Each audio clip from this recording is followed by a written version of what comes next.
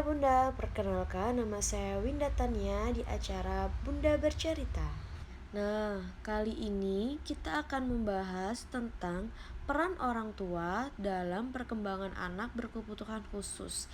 Jadi kita akan berbagi pengalaman, motivasi dalam mendampingi anak yang berkebutuhan khusus. Baik, di sini saya sudah bersama Bunda Ida sebagai narasumber dan ini ada putrinya. Kemudian putrinya ini terdiagnosa medis epilepsi, kemudian ada hipotiroid, yang ketiga ada global developmental delay. Jadi gimana Bu pengalaman Ibu untuk mendampingi anak yang berkebutuhan khusus seperti itu? Perkenalkan, nama saya Ibu Ida. Oh iya. Usia 42 tahun, saya tinggal di Jogja. Ini putri saya usia 5 tahun. Awal anak putri saya lahir, ini normal. Usia 20 hari dia kejang. Terus terulang 3 bulan dan terakhir alhamdulillah 9 bulan. Tapi masih perkembangan untuk epilepsinya masih ada gelombang epilepsi. Gelombang epilepsinya masih, jadi kita masih rutin minum obatnya. Masih rutin ya Bu ya? Ya, untuk perkembangannya alhamdulillah semakin membaik. Alhamdulillah. Kemudian untuk hipotiroidnya itu bagaimana Bu? Kalau untuk hipotiroid juga alhamdulillah hipotiroidnya semakin ke sini perkembangan anak semakin bagus dan kami putri saya masih mengonsumsi obat. Obatnya dulu dari dosis 50 mg sekarang menjadi 25. Jadi semakin membaik dan membagus alhamdulillah.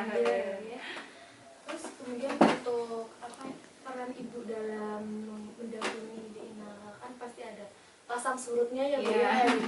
Dari suka dukanya itu seperti apa Bu? Dukanya mungkin awal ya. Ya Allah, kok saya dapat anak begini. Belum paham kami sebagai orang tua. Jadi awalnya saya sering sedih, sering menangis, belum bisa menerima. Alhamdulillah semakin lambat laun semakin bisa ikhlas. Semakin saya ikhlas, semakin Allah memberi banyak sekali nikmat buat saya. Seperti perkembangan semakin membaik. Kalau untuk adalah ya beberapa tetangga yang bilang, kok anaknya belum bisa berjalan usia sekian, kok anaknya belum bisa bicara dengan usia sekian. Itu membuat saya awalnya memang sakit hati ya, tapi untuk memotivasi saya untuk kedepannya anak saya harus bisa.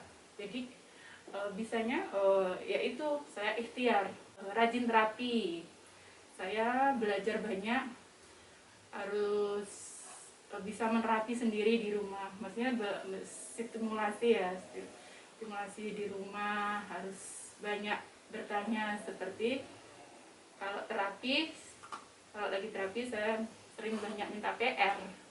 Karena terapis terbaik adalah orang tua ya di rumah. Itu betul sekali. Anak 24 jam bersama saya. Kalau di rumah sakit sama terapis cuma 1 jam. Mungkin beliau-beliau yang lebih paham, jadi saya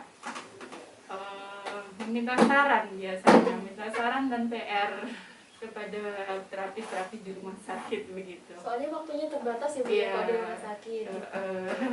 Cuman 1 jam ya. Iya. Untuk terapi-terapi yang udah putri Ibu jalan itu apa saja ya Bu dari pertama kali itu? Dari awal usia 6 bulan anak saya fisioterapi. Setelah fisioterapi usia 2,5 tahun berjalan. Sebelum fisioterapis usia 8 bulan anak saya duduk. Di situ setelah dia bisa duduk dengan sendiri, di situ bisa diajarin yang lain seperti terapi bicara, okupasi terapi.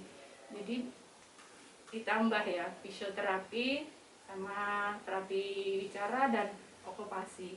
Setelah anak saya 2,5 tahun berjalan sendiri, fisioterapi stop. Jadi saya lebih ke okupasi dan terapi bicara. Karena dengan bertambahnya usia, emosi anak juga bertambah. Dia sering tantrum, dia suka menangis. Kalau disuruh terapi awalnya menangis. Jadi saya minta solusi ini, saya cerita ke mana, ke terapi juga menyarankan kita nambah ke psikolog. Jadi di sini terapi perilaku. Untuk terapi perilakunya. Untuk terapi perilaku putri saya itu di usia sekitar berapa ya, 3 tahun. Oh, 3 tahun. 3 tahun sudah mulai perilaku. Oh, ya. Alhamdulillah setelah perilaku berjalan, semua terapi yang lain dia happy, dia senang.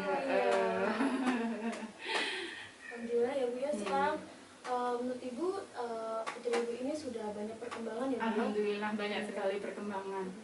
Dan sekarang sudah mulai sosialisasi di luar sudah mulai terlihat. Oh, bagus sekali. Alhamdulillah. Bentuk sosialisasi apa putri Ibu ini yang diterapkan? Di rumah ya, kita sering diajak keluar ya. Oh, ya. Ajak keluar, bermain sama teman-temannya. Ya, alhamdulillah sudah pautnya sudah tatap muka. Ini baru mencoba sekali. Kemarin alhamdulillah anak saya sudah mulai berani. Arti kata masuk ke dalam kelas sendiri, tidak melindot ibunya, tidak menangis, kelihatan beraninya. Alhamdulillah, rasanya ya terharu, sedih antara terharu ya, seneng banget, terharu, masya Allah sudah bisa begini dari bayi sampai usia 5 tahun, banyak sekali perjuangan. Jadi setelah dia berani untuk masuk ke sekolah sendiri itu masya Allah luar biasa menurut saya pribadi. Terus kalau interaksi sama teman-temannya kayak gitu gimana Bu? Interaksi sama teman-temannya alhamdulillah sudah mulai ya, walaupun moodnya itu anak saya itu moodnya agak lama. Gitu. Pakai jeda dulu, jadi melihat dulu adaptasinya ya.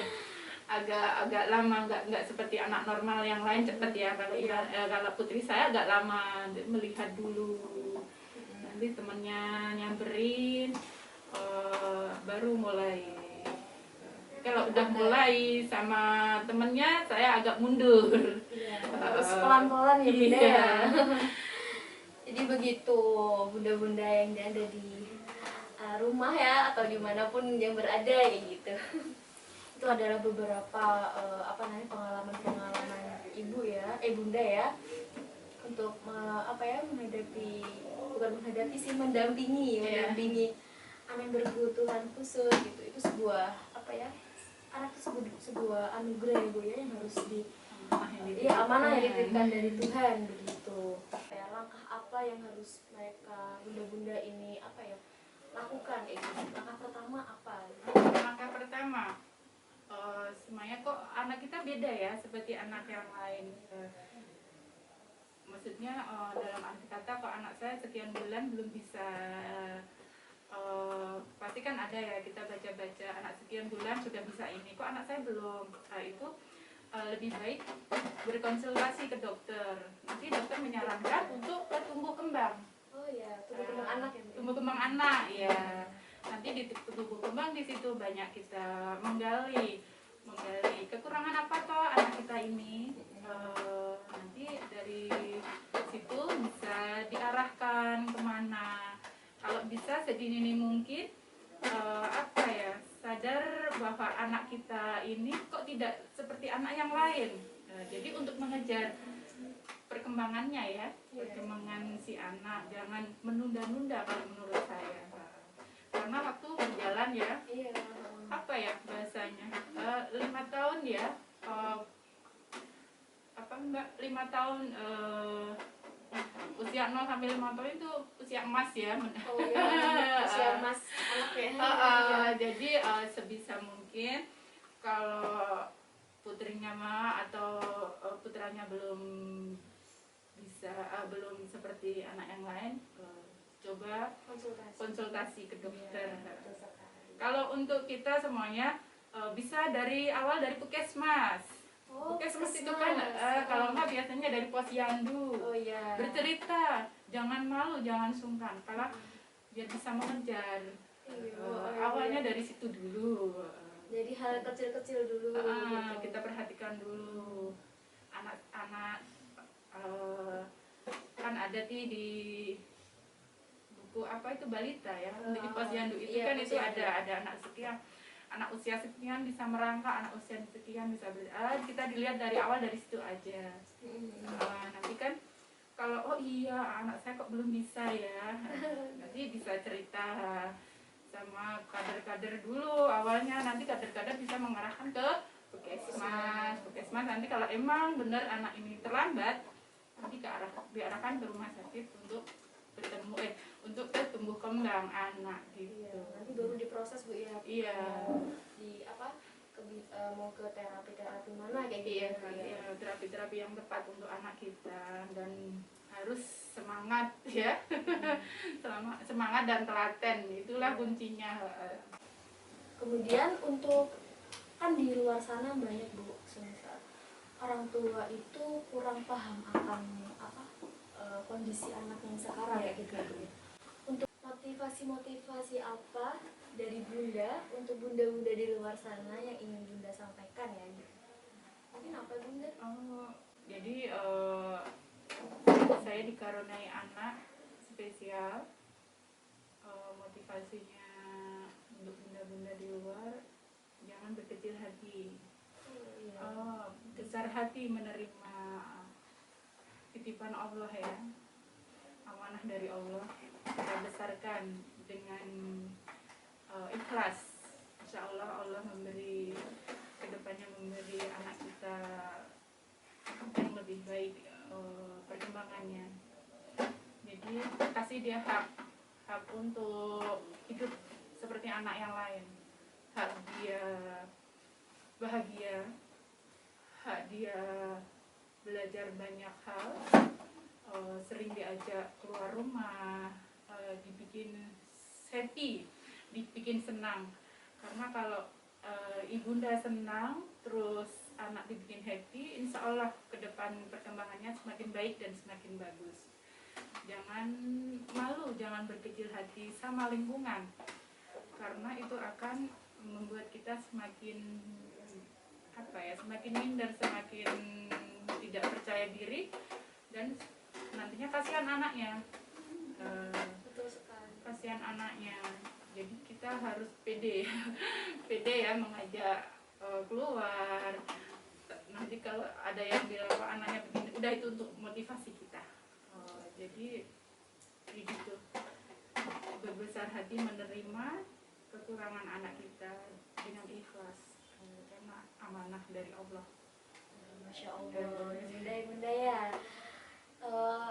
Jadi untuk mungkin bunda-bunda yang ada di luar sana belum tahu nih Bun, dari proses semisal anaknya seperti putrinya ibu, hal semangat telaten, orang tua harus semangat pol gitu ya. Harus semangat mengejar keterlambatan anak gitu. Keluarga juga harus mensupport Alhamdulillah, atas ini Bu ya.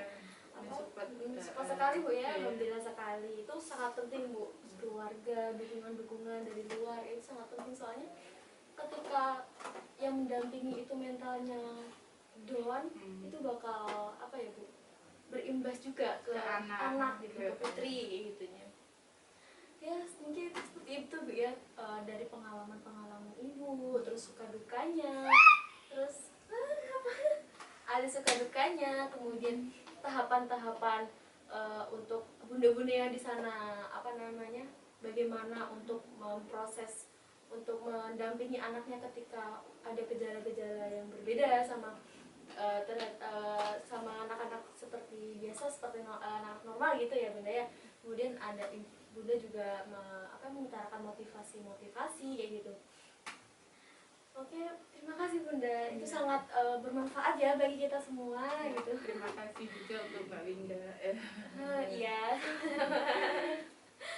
Terima kasih Bunda. Jadi Bunda-Bunda, anak berkebutuhan khusus merupakan anak yang memiliki keterbatasan fisik, intelektual, emosi, dan sosial. Jadi anak-anak ini dalam perkembangannya mengalami kehambatan sehingga ia membutuhkan suatu dukungan lebih dari orang tua.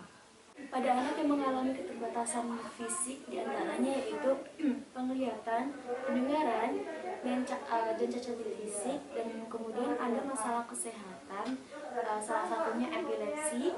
Kemudian ada gangguan komunikasi. Dalam memberikan intervensi atau pendampingan kepada anak berkebutuhan khusus diperlukan beberapa tahapan seperti konsultasi, deteksi dini sejak dini dari rumah yang dideteksi oleh kesadaran orang tua itu sendiri, kemudian ada asesmen dari dokter dan psikolog, kemudian ada terapi okupasi, kemudian terapi bicara, kemudian pendampingan belajar, terus kemudian pendampingan sosial, dan yang terakhir adalah pendampingan oleh orang tua. Orang tua ini sangat dibutuhkan oleh anak dikarenakan waktu yang paling banyak dengan anak adalah orang tua di lingkungannya, di lingkungan keluarga. Apabila beberapa intervensi tersebut telah dilakukan, namun pendampingan orang tua itu tidak optimal, maka akan mengalami penurunan dalam perkembangan anak tersebut. Pada anak-anak dalam kondisi fisik, intelektual, dan emosional dan sosialnya itu baik, dia akan cenderung dapat mengungkapkan perasaan-perasaannya. Kiranya itu menjadi lebih mudah dibandingkan dengan anak-anak berkebutuhan khusus, sehingga semua pihak yang berdampingan dengan anak-anak tersebut, anak-anak berkebutuhan khusus ini, terutama orang tua, diharapkan agar lebih banyak memberikan penerimaan yang sangat hangat kepada anak itu, empati yang tulus, terus ketulusan itu sendiri ya, sehingga mereka mampu mengalami perkembangan fisik, intelektual, sosial, dan emosi agar menjadi optimal. Kemudian apabila ini terwujud, maka anak-anak berkebutuhan khusus akan mempunyai komunikasi dengan baik dan kepercayaan diri yang lebih, serta memiliki pandangan positif terhadap masa depan mereka. Akhirnya kita sudah di penghujung acara ya. Saya Winda Tania sebagai host pada acara Bunda Bercerita, dan saya sangat berterima kasih kepada Ibu Ida sebagai narasumber pada acara Bunda Bercerita kali ini. Semoga bermanfaat. Wassalamualaikum warahmatullahi wabarakatuh.